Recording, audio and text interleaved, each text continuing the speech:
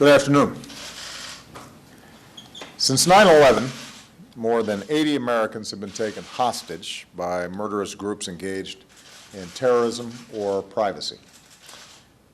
For these innocent men and women, tourists, journalists, humanitarians, it's a horror and cruelty beyond description. For their families and for their friends, it's an unrelenting nightmare that the rest of us cannot even begin to imagine.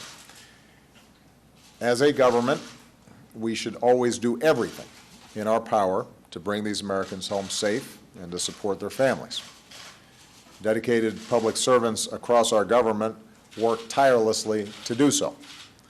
Our military personnel risk their lives in dangerous missions, such as the operation I authorized last year that attempted to rescue Americans held in Syria and Yemen.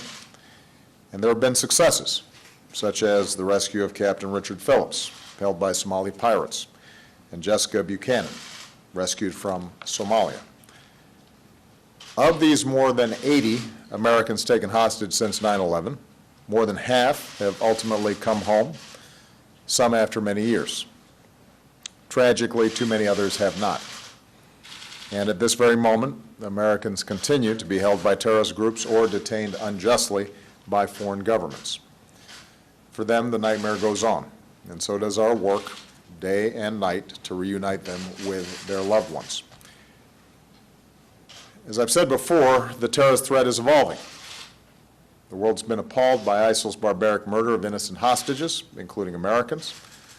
Moreover, the families of hostages have told us, and they've told me directly, about their frequent frustrations in dealing with their own government, how different departments and agencies aren't always coordinated, how there's been confusion and conflicting information about what the government is prepared to do to help, how they've often felt lost in the bureaucracy, and how in some cases families feel that they've been threatened for exploring certain options to bring their loved ones home. That's totally unacceptable. As I've gotten to know some of these families and heard some of these stories, it has been my solemn commitment to make sure that they feel fully supported in their efforts to get their families home, and that there is a syncing up of what I know to be sincere, relentless efforts within government and the families who obviously have one priority and one priority only, and that's getting their loved ones back. These families have already suffered enough, and they should never feel ignored or victimized by their own government. Diane Foley, whose son Jim was killed by ISIL last year, said, "As Americans, we can do better." I totally agree. We must do better. And that's why I ordered a comprehensive review of our hostage policy. I want to thank everybody who contributed to this review, inside and outside of government, some of whom are here today. I especially want to thank the former hostages and families who contributed. I've come to know some of these families, often under the most heartbreaking of circumstances. When her son Peter, also known as Abdul Rahman, was being held in Syria, his mother Paula Kasig wrote me a letter, and in it she described how on clear nights she and her husband would look up the stars and the moon and wonder if perhaps their son might be able to see them too, a reminder of the bond they might still share. I've called these families to offer our condolences after they've received gut-wrenching news no parents ever want to hear.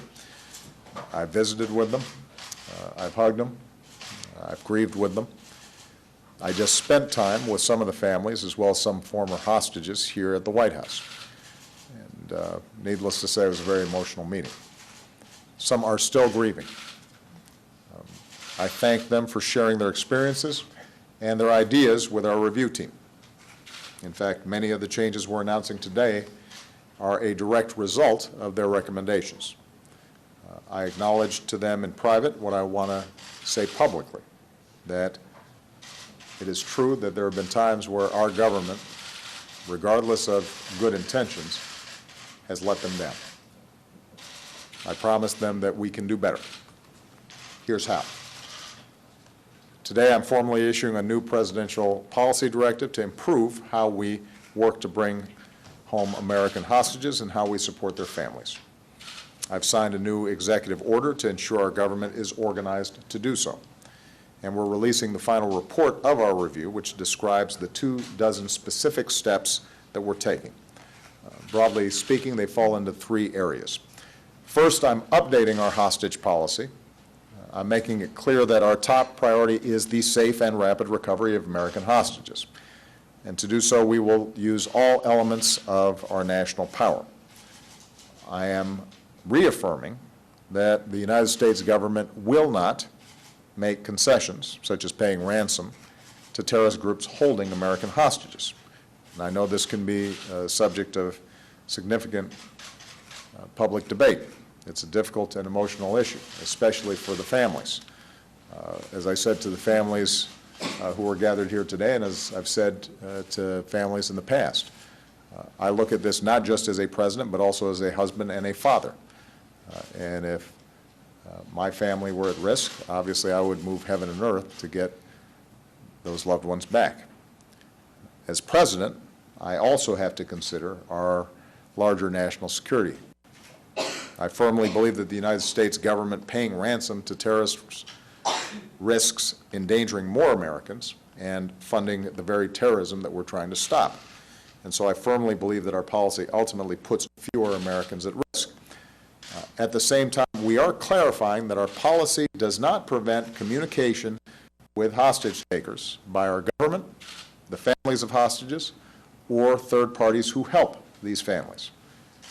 And when appropriate, our government may assist these families and private efforts in those communications, in part to ensure the safety of family members and to make sure that they're not defrauded. So my message to these families were simple. We're not going to abandon you. We will stand by you. Second, we're making changes to ensure that our government is better organized around this mission. Every department that is involved in our national security apparatus cares deeply about these hostages, prioritizes them, and works really hard. But they're not always as well coordinated as they need to be. Under the National Security Council here at the White House, we're setting up a new hostage response group comprised of senior officials from across our government who will be responsible for ensuring that our hostage policies are consistent and coordinated and implemented rapidly and effectively. And they will be accountable at the highest levels. They'll be accountable to me. Soon I'll be designating as well a senior diplomat as my special presidential envoy for hostage affairs, who will be focused solely on leading our diplomatic efforts with other countries to bring our people home. At the operational level, we're creating for the first time one central hub where experts from across government will work together side by side as one coordinated team to find American hostages and bring them home safely. In fact, this fusion cell located at the FBI is already up and running. And we're designating a new official in the intelligence community to be responsible for coordinating the collection, analysis, and rapid dissemination of intelligence related to American hostages so we can act on that intelligence quickly. Third, and running through all these efforts, we are fundamentally changing how our government works with families of hostages. Many of the families told us that they at times felt like an afterthought or a distraction, that too often the law enforcement or military and intelligence officials they were interacting with were begrudging in giving them information. And that ends today. I'm making it clear that these families are to be treated like what they are, our trusted partners and active partners in the recovery of their loved ones. We are all on the same team, and nobody cares more about bringing home these Americans than their own families, and we have to treat them as partners. So specifically, our new fusion cell will include a person dedicated to coordinating the support families get from the government. This coordinator will ensure that we communicate with families better, with one clear voice, and that families get information that is timely and accurate. Working with the intelligence community, we will be sharing more intelligence with families. And this coordinator will be the family's voice within government, making sure that when decisions are made, such as the Memorial Foundation for Stephen Sotloff, who wrote, "Everyone has two lives. The second one begins when you realize you only have one."